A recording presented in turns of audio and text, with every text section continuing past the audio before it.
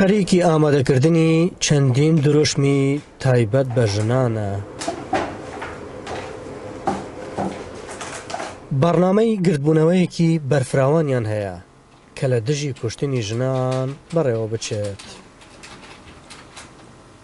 ئەو یەکێکە لەو بەیان نامە ژمارەی زۆر ترسناکی تایە، ژمارەی دوای تایە کە پێویستە لایەنە پەیوەندیدارەکان ڕابچڵەکەێنێ، چونکە هەستەکەی کە ئەم بەیان نامەیە ئەکەوێتە دەستوی خوێنیتەوە، هەستەکەی کە ئەم هەرێمە هەرێمێکی پڕ ئەمن و ئاسایش و هێمن و ئارامیە بۆم ژن بەڕاستی. زۆر بەخێرە.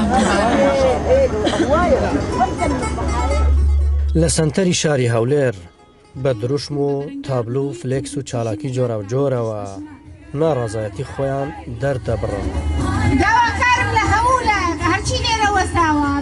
ئەمە یەکێکە لە چالاکیەکانمان، ئەمە دەنگ بەرزکردنەوەیە بۆ ئەوەی ئێوە و ئەو ژمارە زۆرەی خەڵک بێ گوێی لێبێ لە ژمارەکان، لە ژمارە خەتەرناکەکان.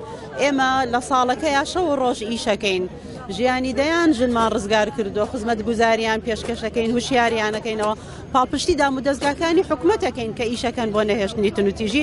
ئەمە یەکێکە و شێوازێکە لە چالاکیەکانمان. سەرەڕای هەوڵەکان وە لە تا ئێستا نەتوانراوە پرسی کوشتنی ژنان بنەبڕ بکرێت. ئەمە هەموو هەدەفمانەوەیە کۆمەلگایەکی یەکسان و دادپەروەرانە دروست بکەین، نە لەگەر باوەک سالاری نە لەگەر دایک سالاری، ئەمە لەگەرەوەی نەمرۆڤ سالاری هەبی، هەموو کەس وەکو خۆی بژی وەکو خۆت کە هەی، نەکە تو بێی تادید بکرێت لە بەرەوەی کە ژنی.